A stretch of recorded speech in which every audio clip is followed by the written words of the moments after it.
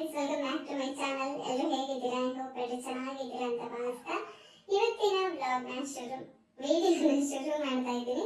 ಇವತ್ತು ನಾನು ಯಾವ ಟಾಪಿಕ್ ಬಗ್ಗೆ ವಿಡಿಯೋ ಮಾಡ್ತೀನಿ ಅಂತ ಆಲ್ರೆಡಿ ನಿಮಗೆ ತಮಿಳ್ ನೋಡಿ ಗೊತ್ತಾಗಿರುತ್ತೆ. ಇವತ್ತು ನಾನು ತಿಳಿಸ್ಕೊಡ್ತಾ ಇರುವಂತ ವಿಷಯ ಬಂದು ಫೋನ್ ವಿಡಿಯೋಸ್ಗೆ, ಅಂದ್ರೆ ಸೆಕ್ಸ್ ವಿಡಿಯೋಸ್ಗಳನ್ನ ನೋಡೋದಕ್ಕೆ ಯಾರೆಲ್ಲ ಇಷ್ಟಪಡ್ತೀರಾ ಮತ್ತೆ ಯಾರೆಲ್ಲ ಅಡಿಕ್ಟ್ ಆಗಿದ್ದೀರಾ, ಅದರಿಂದ ನಿಮ್ಮ ಜೀವನದ ಮೇಲೆ ಏನೆಲ್ಲ ಪರಿಣಾಮ ಬೀರುತ್ತೆ ಅದ್ರ ಬಗ್ಗೆ ತಿಳಿಸ್ಕೊಡೋಣ ಅಂತ ಹೇಳ್ಬಿಟ್ಟು ಮತ್ತೆ ಸುಮಾರು ಜನ ಮೇಲ್ ಕೂಡ ಮಾಡಿದ್ರಿ.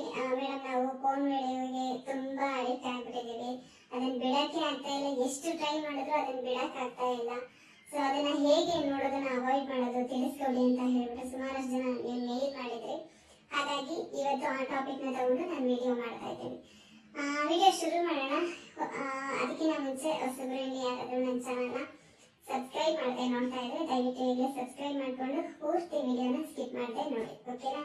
ಎಸ್, ಬನ್ನಿ ಹಾಗಿದ್ರೆ ಇವತ್ತಿನ ವಿಡಿಯೋನ ಶುರು ಮಾಡೋಣ.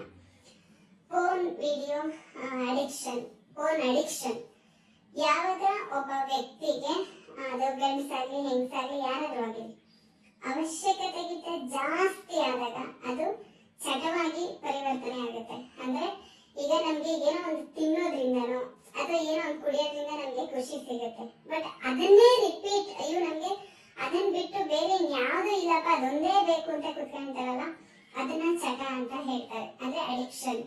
ಕೆಲವೊಬ್ಬರಿಗೆ ಡ್ರಿಂಕ್ಸ್ ಅಡಿಕ್ಷನ್ ಇರುತ್ತೆ, ಕೆಲವೊಬ್ಬರಿಗೆ ಸ್ಮೋಕ್ ಮಾಡುವಂತ ಅಡಿಕ್ಷನ್ ಇರುತ್ತೆ.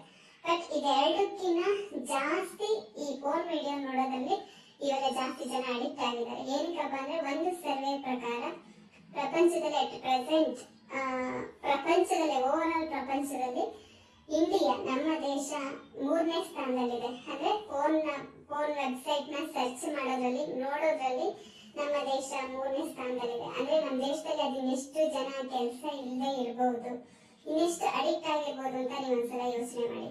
ಇದರಲ್ಲಿ ಗಂಡಸರು ಇದ್ದಾರೆ ಮತ್ತೆ ಹೆಂಗಸರು ಇದ್ದಾರೆ, ಇಬ್ರು. ಬಟ್ ಕಂಪೇರ್ ಮಾಡಿದಾಗ ಗಂಡಸರಿಗಿಂತ ಹೆಂಗಸರು ಸ್ವಲ್ಪ ಕಮ್ಮಿ ನೋಡೋದು, ಮತ್ತೆ ಗಂಡಸರು ಜಾಸ್ತಿ ನೋಡುವಂಥದ್ದು, ಜಾಸ್ತಿ ಅಡಿಕ್ಟ್ ಆಗಿರುವಂಥದ್ದು ಸಹ ಗಂಡಸರೇನೆ.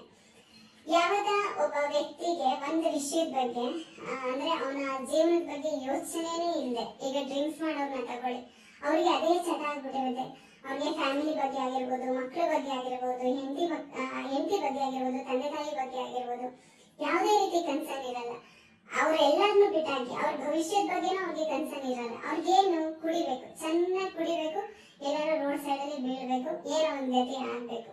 ಅದೇ ತರ ಈ ಫೋನ್ ವಿಡಿಯೋ ನೋಡುವಂತವ್ರು ಸಹ ತಮ್ಮ ಭವಿಷ್ಯದ ಬಗ್ಗೆ ಆಗ್ಲಿ ಅಥವಾ ತನ್ನ ಫ್ಯಾಮಿಲಿ ಬಗ್ಗೆ ಆಗ್ಲಿ ಯೋಚನೆ ಮಾಡೋದಿಲ್ಲ. ಒಂದು ಸ್ವಲ್ಪ ಟೈಮ್ ಸಿಕ್ಕಿದ್ರೆ ಸಾಕು, ಓಕೆ ನಾವಿವಾಗ ಫೋನ್ ಓಪನ್ ಮಾಡಿ ಫೋನ್ ನೋಡ್ಬೇಕು ಅಂತ. ಇದಕ್ಕೆ ಮೇನ್ ರೀಸನ್ ಏನಪ್ಪಾ ಅಂದ್ರೆ, ಇವಾಗ ಎಲ್ಲರ ಕೈಲೂ ಫೋನ್ ಇರುವಂತದ್ದು, ಮತ್ತೆ ಟೆಕ್ನಾಲಜಿ ಅಷ್ಟೇ ಇಂಪ್ರೂವ್ ಆಗಿರುವಂತದ್ದು. ಟೆಕ್ನಾಲಜಿನ ನಮ್ಗೆ ಎಷ್ಟು ಬೇಕೋ ಅಷ್ಟು ಬಳಸ್ಕೊಂಡ್ರೆ ಏನೂ ಆಗಲ್ಲ. ಮತ್ತೆ ಇವಾಗ ನೀವೇ ನೋಡಿರ್ಬೋದು, ಇನ್ಸ್ಟಾಗ್ರಾಮ್ ಆಗಿರ್ಬೋದು, ಬೇರೆ ಫೇಸ್ಬುಕ್ ಆಗಿರ್ಬೋದು, ಎಲ್ಲಾದ್ರಲ್ಲೂ ಅದನ್ನ ಏನ್ ಮಾಡ್ಕೊಂಡಿದ್ದಾರೆ ಇನ್ಸ್ಟಾಗ್ರಾಮ್ ಅನ್ನೋದು ನನಗೆ ಗೊತ್ತಿಲ್ಲ.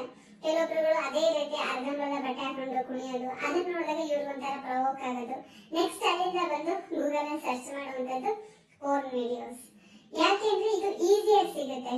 ಈಗ ಸುಮಾರು ಒಂದು 15 ವರ್ಷದ ಹಿಂದೆ ನೋಡಿದ್ರೆ ನಮಗೆ ನಾವೊಂದು ಫೋನ್ ಮಾಡ್ಬೇಕು ಅಥವಾ ಏನೋ ಒಂದು ಯೂಸ್ ಮಾಡ್ಬೇಕು ಅಂದಾಗ 1 GB 2 GB ಕಾರ್ಡ್ ಬರ್ತಾ ಇತ್ತು. ನಮ್ಗೆ ಅವಾಗ ಅಯ್ಯೋ ನೆಟ್ ಯೂಸ್ ಮಾಡಿದ್ರೆ ಖಾಲಿ ಆಗ್ಬಿಡುತ್ತೇನೋ ಅಂತ ಯೋಚನೆಗಳು ಬರ್ತಾ ಇತ್ತು. ಬಟ್ ಇವಾಗ ಹಂಗಲ್ಲ, ಓಕೆನಾ? ಇವಾಗ ಏನಂದ್ರೆ unlimited net, okay, net pack ಸಿಗುತ್ತೆ. ಅದರಿಂದ ಏನಾಗುತ್ತಪ್ಪ ಅಂದ್ರೆ, ಓಕೆ ನೋಡೋಣ ಬಿಡು, ಅದೇನು ಎಲ್ಲೂ ಕಮ್ಮಿ ಆಗಲ್ಲ, ಅನ್ಲಿಮಿಟೆಡ್ ಇರುತ್ತಲ್ಲ. ಮತ್ತೆ ಯಾವಾಗ ಒಂದು ವ್ಯಕ್ತಿ ಅದಕ್ಕೆ ಅಡಿಕ್ಷನ್ ಆಗ್ಬಿಡ್ತಾನೆ, ಅದನ್ನ ಬಿಟ್ಟು ಬೇರೆ ಪ್ರಪಂಚನೇ ಇರಲ್ಲ ಅವನಿಗೆ. ಅದರಲ್ಲೂ ಟೀನೇಜರ್ಸ್ ಜಾಸ್ತಿ ಇದಕ್ಕೆ ಅಡಿಕ್ಟ್ ಆಗ್ತಾ ಇರುವಂತದ್ದು. ಇದಕ್ಕೆ ಯಾವಾಗ ಅಡಿಕ್ಟ್ ಆಗ್ತಾನೆ ಅವ್ನಿಗೆ ಏನಾಗುತ್ತೆ ಅಂದ್ರೆ, ಬೇರೆ ವಿಷಯಗಳ ಬಗ್ಗೆ, ಅಂದ್ರೆ ತನ್ನ ಎಜುಕೇಶನ್ ಬಗ್ಗೆ ಆಗಿರ್ಬೋದು, ಲೈಫ್ ಬಗ್ಗೆ ಆಗಿರ್ಬೋದು, ಫ್ಯೂಚರ್ ಬಗ್ಗೆ ಆಗಿರ್ಬೋದು, ಫ್ಯಾಮಿಲಿ ಬಗ್ಗೆ ಆಗಿರ್ಬೋದು, ಯೋಚನೆಗಳು ಬರೋದೇ ಇಲ್ಲ. ಇದೆಲ್ಲ ಯಾವಾಗ ನಿನ್ ತಲೆಯಲ್ಲಿ ಯೋಚನೆ ಬರೋದಿಲ್ವೋ ಅವಾಗ ನಿನ್ನ ಲೈಫೇ ಸ್ಪಾಯ್ಲ್ ಆದಂಗೆ.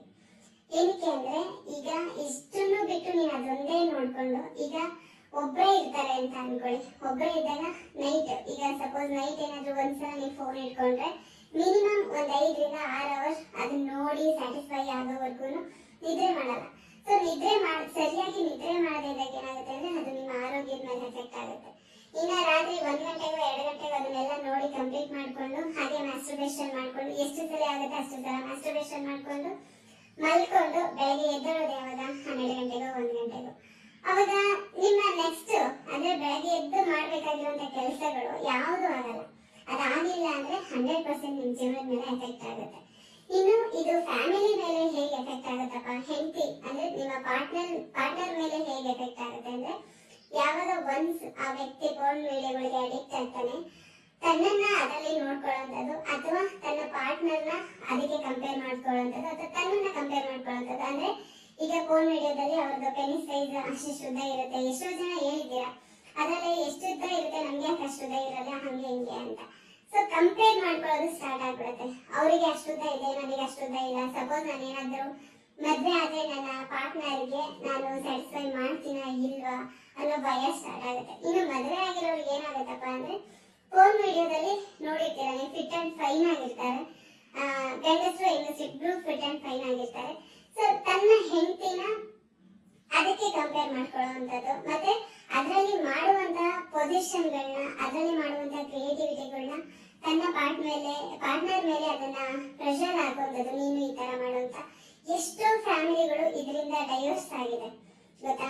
ಸೊ ಅದಕ್ಕೋಸ್ಕರ ಹೇಳ್ತೀನಿ ಏನಂದ್ರೆ, ದಯವಿಟ್ಟು ಎಷ್ಟು ಸಾಧ್ಯ ಆಗುತ್ತೆ ಈ ಫೋನ್ ಅಡಿಕ್ಷನ್ ನೀವು ಬಿಡಬೇಕು ಅಂದ್ರೆ ಜಾಸ್ತಿ ನಿಮ್ಮ ಬೇರೆ ಕೆಲಸಗಳ ಮೇಲೆ ಕಾನ್ಸಂಟ್ರೇಷನ್ ಮಾಡಿ, ಓಕೆನಾ. ಅಂದ್ರೆ ಜೀವನದಲ್ಲಿ ನಾವು ಏನಾದ್ರೂ ಸಾಧನೆ ಮಾಡ್ಬೇಕು ಅನ್ನೋದ್ರ ಬಗ್ಗೆ ಕಾನ್ಸಂಟ್ರೇಷನ್ ಮಾಡಿ. ಅದಾಗಿಲ್ವಾ ಟೈಮ್ ಸಿಗ್ತಾ ನಿಮ್ಮ ಫ್ಯಾಮಿಲಿ ಜೊತೆ ಟೈಮ್ ಸ್ಪೆಂಡ್ ಮಾಡೋದಕ್ಕೆ ಟ್ರೈ ಮಾಡಿ. ಅದು ಆಗಿಲ್ಲ ಅಟ್ಲೀಸ್ಟ್ ಒಂದು ಬುಕ್ ತಗೊಂಡು ಓದಿ, ಓಕೆನಾ.